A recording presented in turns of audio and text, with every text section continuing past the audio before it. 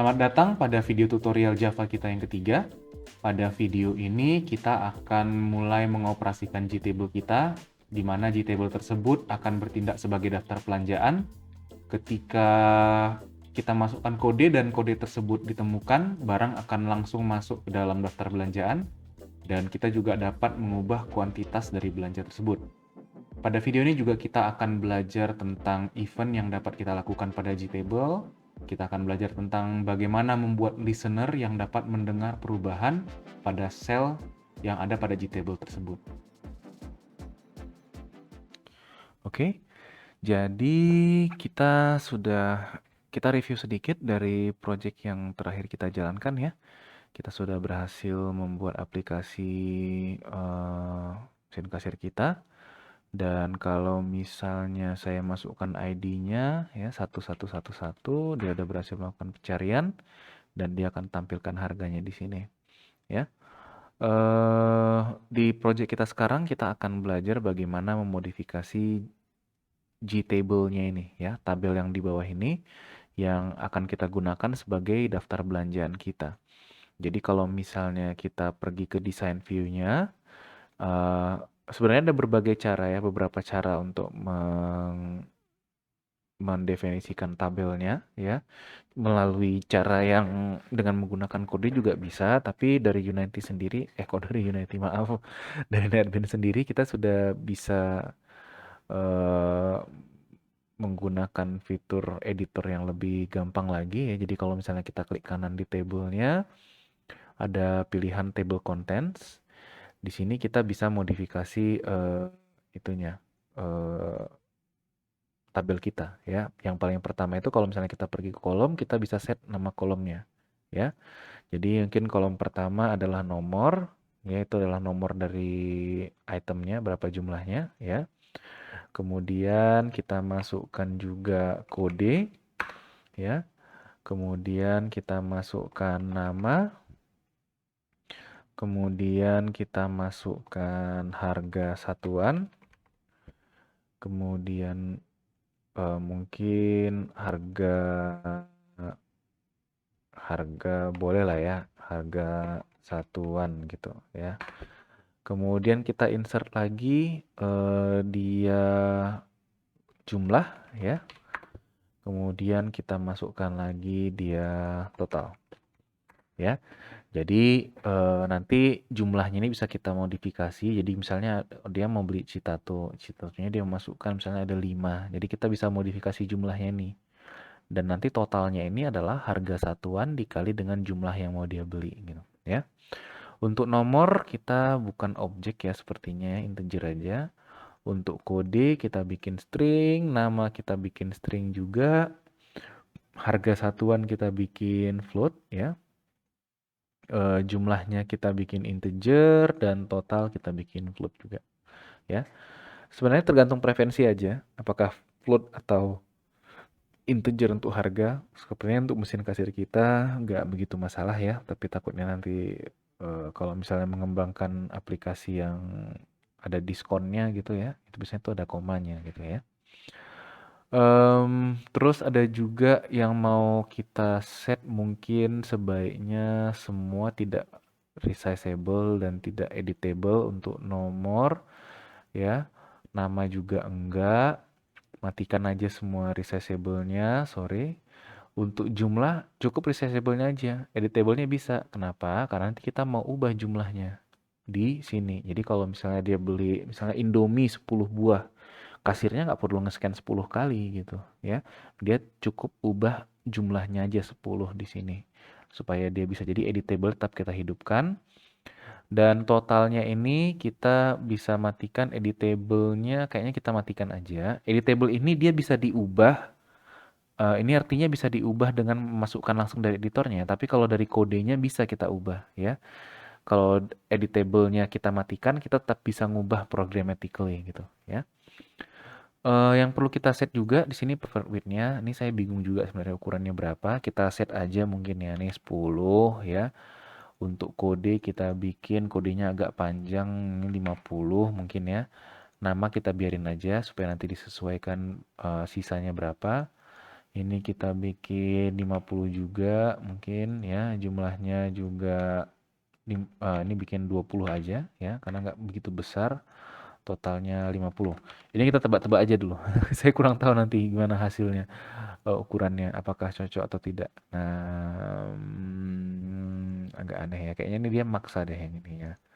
Coba saya ubah lagi ya. Yang kode kita bikin preferred width-nya 5. Apa yang terjadi? Dia nggak berubah.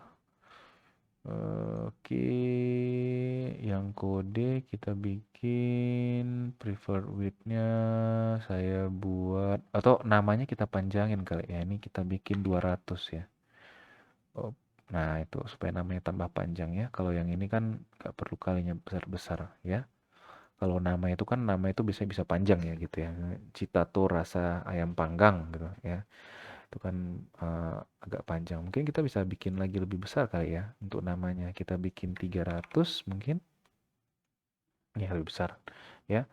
Harga satuan sama total mungkin kita perlu panjang juga. Ya coba kita jalankan di sini ya. Kita tes di sini ya. Ini kayaknya cukup banyak lah yang bisa kita muat ya. Ya, ini kebetulan nggak bisa kita edit ya. Tapi misalnya tua, jadi bisa 10 digit. Ini pasti lebih banyak lagi ya digitnya ya. Berarti nggak masalah. Oke, ya. Jadi sudah bisa seperti ini. Ya, balik lagi ke table contents-nya, sorry. Ada rows-nya juga ya. Jadi kalau di sini dia cuman 4, kita bikin aja panjang, nggak gitu masalah ya. Kita bikin misalnya 100 gitu ya. Nanti paling cuman keluar scroll aja. Ya, sorry. Cuman keluar scroll aja. Ya, kita siapkannya 100 ya. Sebenarnya bisa kita bikin dia bakal nambah terus ya, tapi nggak usah lah, kita siapkannya seperti ini ya. Agak ribet nanti. Nanti mungkin ketika kita poles bisa nanti ketika row-nya itemnya nambah, baru row-nya bertambah bisa ya. Tapi belakangan lah. Oke. Nah, jadi kita sudah buat tabelnya, kita sudah modifikasi. Sekarang masalahnya adalah ketika kita masukkan kode, kita tekan enter, dia langsung masukkan kemari.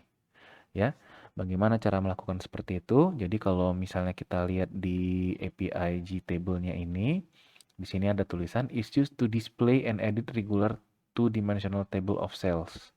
Ya, jadi kita bisa mendisplay dan kita bisa edit datanya. Tapi untuk mengubah data secara programmatically, ya dari kodenya, kita harus menggunakan table model. Ya, di sini ada keterangannya di bawah. Kalau kita mau ambil datanya, kita mau ubah datanya, kita harus ambil table modelnya. Ya, table modelnya inilah yang kita pakai untuk mengubah datanya. Ya, jadi ketika artinya apa? Sorry, kok saya save di sini ya.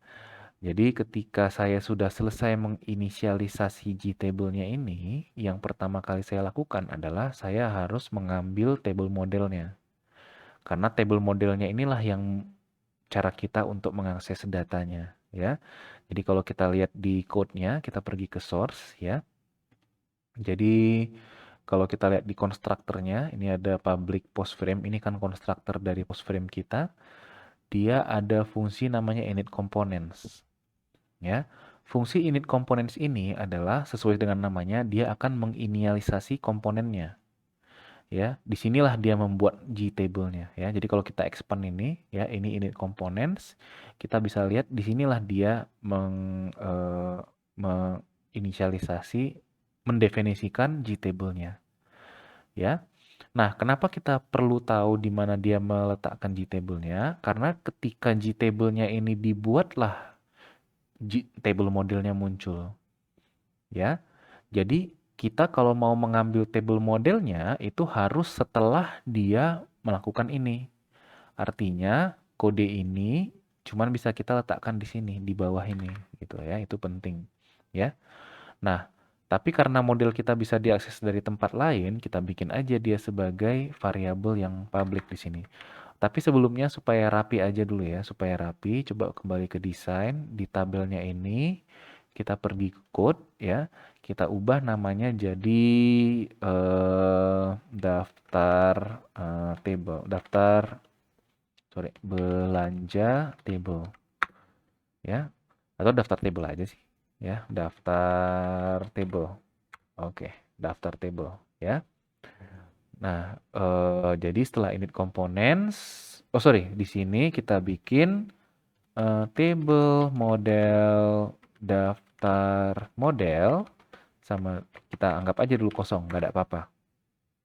Ya, ini dia marah karena kita belum import, jadi tekan Alt Enter ya, dan ada add import Java Swing Table Model. Oke, sip, muncul ya di atas ini.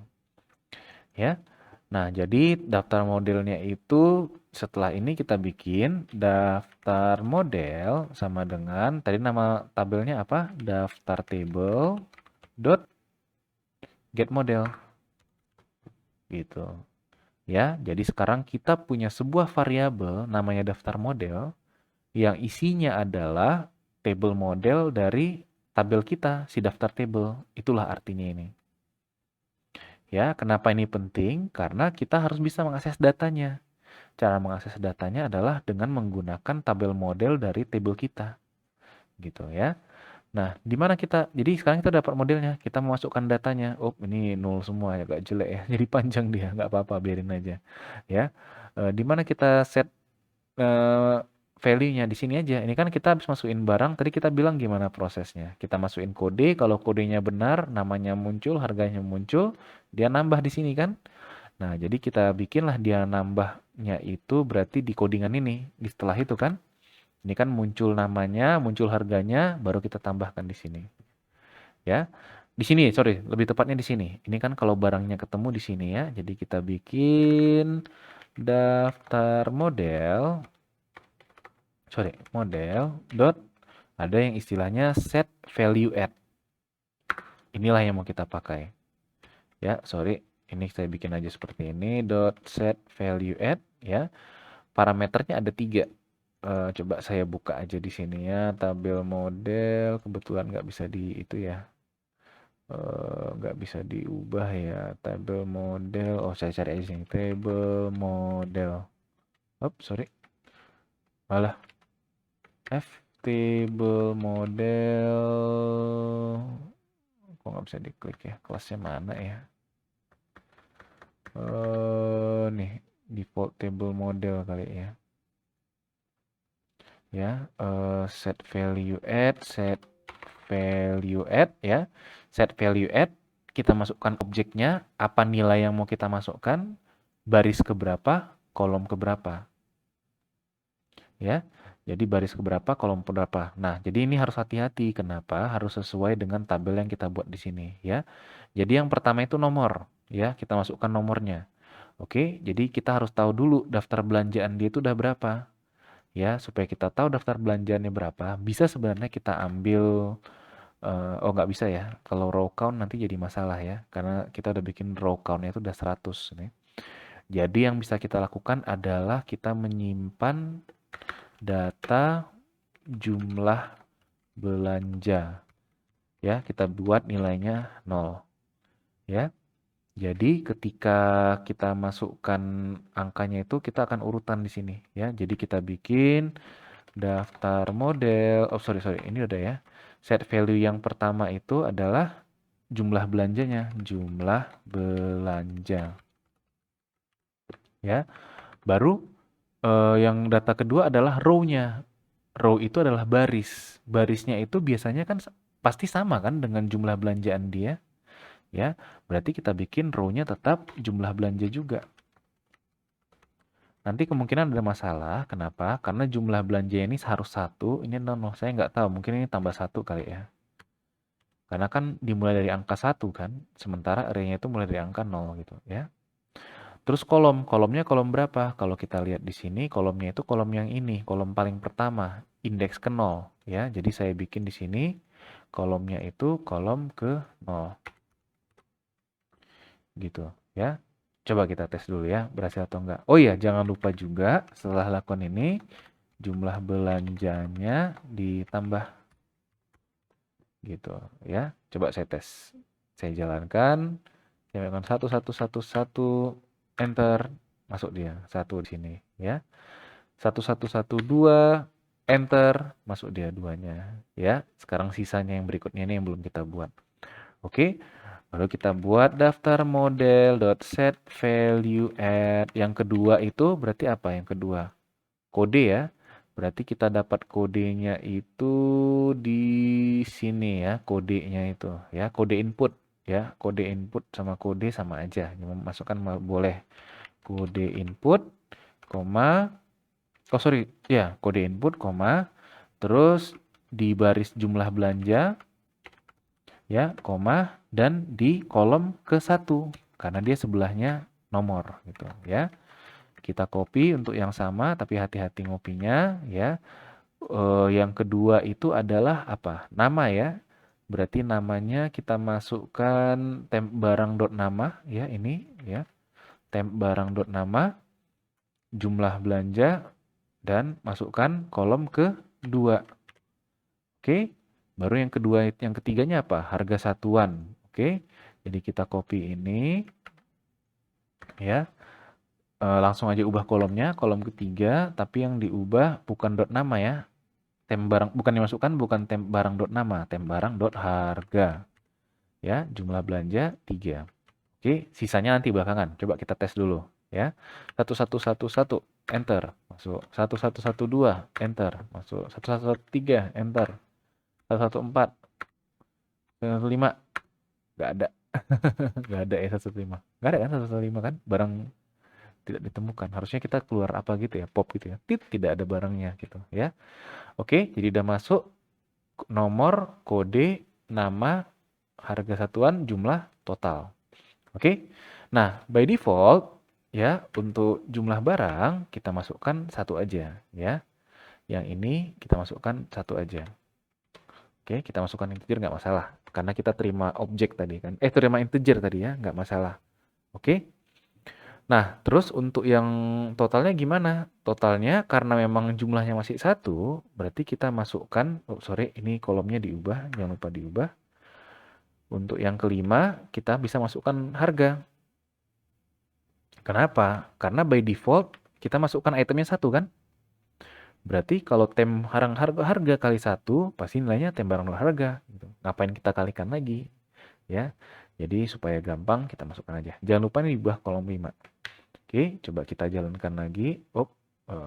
Kenapa nih masih apa nih? Stop ya. Oh iya, belum di.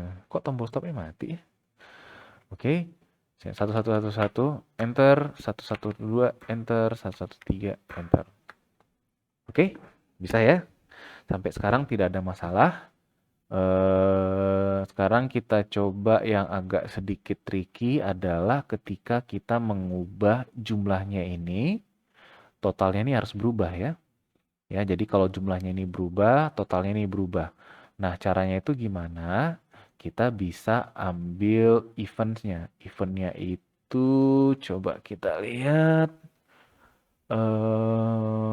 property change ya. Atau sebentar saya cek dulu ya. Harusnya ada value change, tapi saya nggak ada lihat di sini. Key press bukan key type. Sebenarnya bisa sih key type di sini ya. Property change. Coba sebentar saya coba cek dulu ya.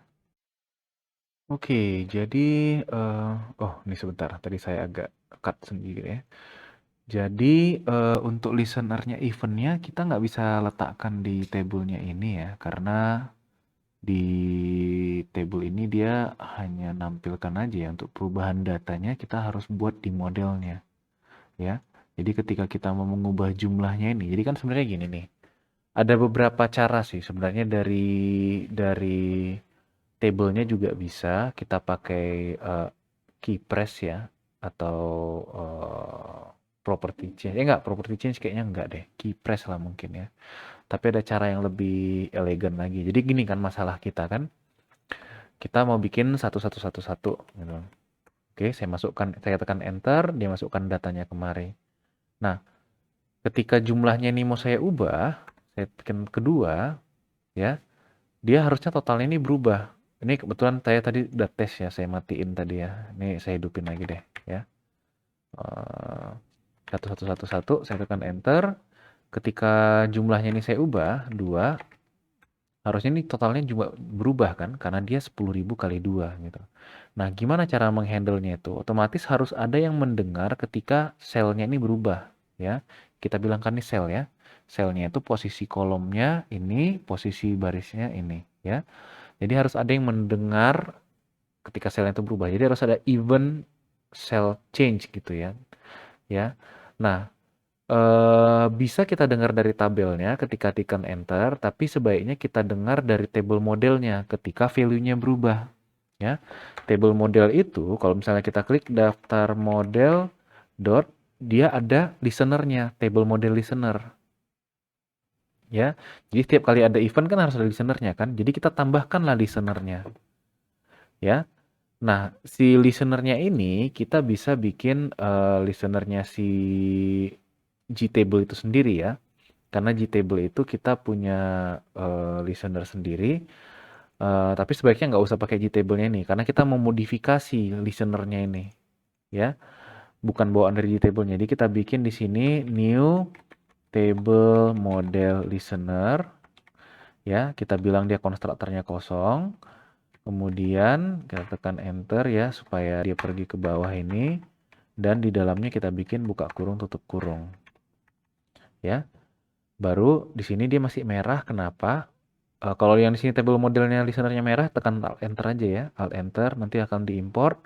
Kalau di sini masih merah, kenapa? Karena table model listener itu adalah kelas interface dia, ya.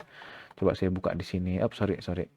Saya buka di sini ya, di API-nya ini table model listener ya, interface dia.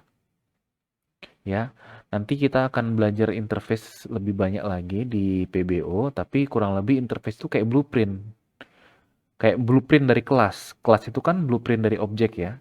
Kalau interface itu adalah blueprint dari kelas. Artinya apa? Kalau kita mau membuat sebuah kelas baru ya, definisi dari kelas baru yang menggunakan table model listener ini, kita harus implementasi semua fungsi yang ada di blueprintnya.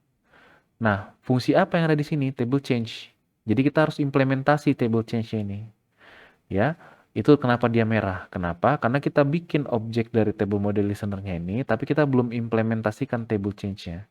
Solusinya gimana? Tekan aja enter, dia akan bilang implement all abstract methods. Kalau kita tekan enter ini, dia akan tambahkan satu fungsi namanya table change. Inputnya ini, sama persis dengan ini. Ya, nah disinilah kita modifikasi fungsinya itu. Ya, jadi saya hapus dulu yang baris ini. Ya, saya akan simulasikan dulu. Ini saya rapiin dulu ya. Ini kayaknya jelek banget nih. Ya, kadang-kadang NetBeans ini dia kurang ramah kalau masalah indensasinya nggak sesuai dengan apa yang kita perlu ya. Jadi seperti ini dia. Saya bikin misalnya system.out.println table change. Jadi kita bisa lihat kapan dia dipanggil. Oke, saya jalankan programnya. Saya masukkan satu, saya tekan enter, plek. Dia dipanggil 1, 2, 3, 4, 5, 6 kali. Kenapa? Karena kita ubah 6 kali tabelnya. 1, masukkan nomor, 2, masukkan ini, 3, masukkan ini, 4, masukkan ini, 5, dan 6. Jadi 6 kalilah kita panggil fungsi dari table change-nya ini. Oke? Nah, tapi kita nggak mau seperti itu. Kenapa? Yang mau kita dengar cuman yang ini aja, perubahan yang ini. Cuman yang ini mau kita dengar. Kalau ini berubah, ini juga harus berubah. Apa yang bisa kita lakukan? Ya kita bilang di sini. Ya, TME itu kan adalah eventnya. Ya, TME itu eventnya itu dia simpan kolom mana yang berubah dan baris mana yang berubah. Ini dia ada bisa multiple baris ya. Jadi bisa first row sama last row, karena kita editnya cuma satu baris, kita bikin first row aja. Ya. Jadi kolom mana yang diubah, baris mana yang diubah. Karena kita cuma mau mendengar kolom yang keempat, berarti kita bisa bikin if tme.getColumn sama dengan 4, barulah kita melakukan sesuatu di sini. Ya, jadi misalnya kita pindahin sistem out.println ini. Kita taruh di sini, saya jalankan. Nah, ini kadang-kadang mana ya tombol stopnya? Kok nggak ada ya? Jalankan satu, enter. Cuman sekali dia dipanggil table change ya. Kenapa? Karena cuman sekali kita ubah jumlahnya ini. Kalau saya ubah jumlahnya ini jadi 3 misalnya, klik enter, nah dipanggil lagi table change-nya. Ya, kenapa? Karena kita ubah di sini. Nah, artinya apa? Kita bisa ubah yang ini di sini. Ya, caranya gimana? Kita ambil harga satuan, kita ambil jumlah yang baru, kita kalikan, kita masukkan kemari. Itu yang kita lakukan. Oke.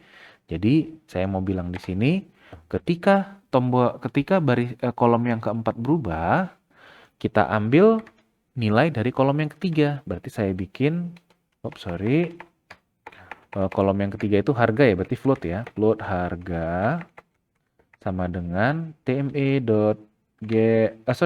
bukan TME-nya yang diambil.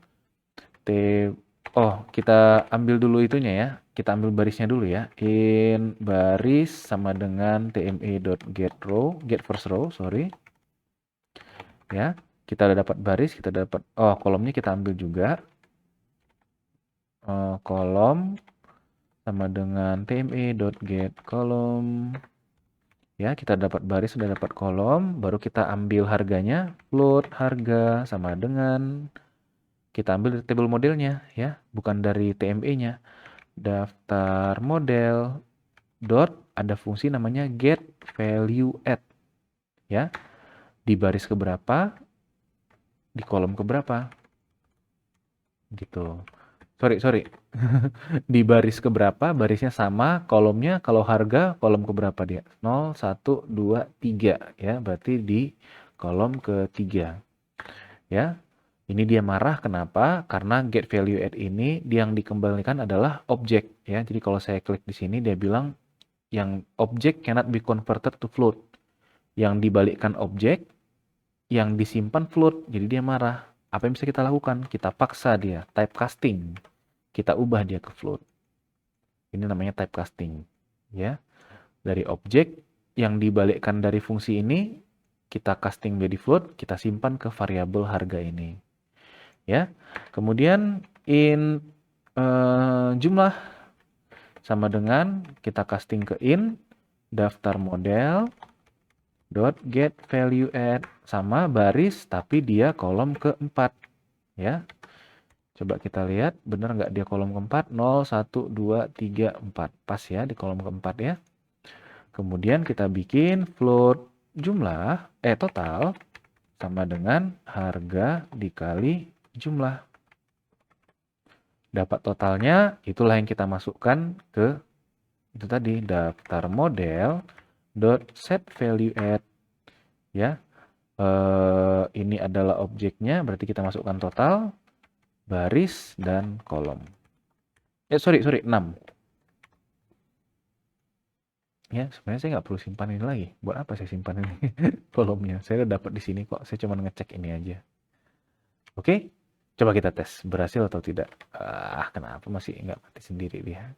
Oke, saya masukkan 1111 enter. Ada yang salah. Array index out of bound exception nih artinya ya. Artinya indeks ini kelewatan. Bukan bukan 6 lah, 5. Sorry. 5 ya. Coba saya ini kan 0 1 2 3 4 5 ya. Tadi kelewatan kita bikin indeksnya. Oke. Saya coba jalankan 1111 masuk, dapat dia 10.000. Kalau saya tekan 2 berubah dia 20.000. Saya tekan 20 berubah dia 200.000. Saya tekan ada orang mau beli misalnya 1000 citato, berubah jadi 10 juta. Oke. Nah, itu yang disebut dengan listener. Jadi kita sudah tambahkan event yang baru. Kalau kemarin di tutorial yang pertama kita hanya membuat ini panjang ya. Ini saya tutup aja deh, saya fold aja. Oke. Ya. Kita membuat action performnya sendiri pakai event yang sudah built-in. Kalau sekarang kita bikin listener sendiri ya. Jadi ada eventnya itu adalah kita mengubah tabel modelnya. Yang melisten siapa? Table model listener ini yang kita buat sendiri ya. Ini namanya yang disebut dengan anonymous object ya. Java anonymous object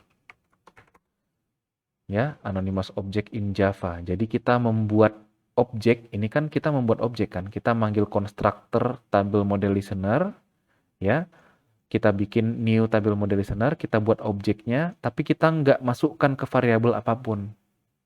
Ya, bedakan sama ini. Kalau ini kan kita panggil constructornya, kita masukkan ke variabel i4 kan. Kalau ini enggak, ya, kita nggak perlu apa-apa. Karena kenapa? Kita cuma perlu mendefinisikan fungsi table change-nya. Ini namanya anonymous object. Ya, kita override table change-nya. Table change ini menerima masukan event ini. Kita lihat kalau misalnya eventnya itu terjadi di kolom 4, ya, kita ambil barisnya. Oke, udah dapat barisnya, kita ambil harganya dari baris dan kolom 3. Kita ambil jumlahnya dari baris dan kolom 4. Kita kalikan harga dengan jumlah, dapat totalnya, dan kita ubah harga total barisnya. Nah, otomatis yang ini sebenarnya bisa kita hapus karena redundant. Kenapa? Karena ketika kita set value add yang 4, ya, ini kan kolom 4 nih, kita ubah nilai di kolom 4, dia akan memanggil yang ini. Jadi dia udah langsung isi. Ya, coba kita tes apakah dia udah langsung isi. 11111. Nah, langsung diisinya. 1112 langsung diisinya. 3. Saya mau ubah ini jadi dua buah, langsung. Saya mau ubah ini jadi 5 buah, 4 buah, langsung berubah. Oke? Oke. Jadi saya rasa untuk tutorial kali ini itu saja. Kita sudah berhasil membuat mesin tabel daftar belanja kita yang interaktif ya, dengan membuat satu listener dan satu event. Jadi mesin kasir kita sudah tambah satu fungsi lagi, dan berikutnya nanti kita akan tambahkan fungsi untuk di tutorial berikutnya. Kemungkinan kita akan mengubah ini menjadi sebuah database. Ya, jadi dia akan melakukan koneksi ke database dengan menggunakan MySQL. Nanti kita lihatlah apa server yang bisa kita pakai di sini. Oke, sekian dulu tutorial untuk kali ini. Sampai ketemu di tutorial berikutnya.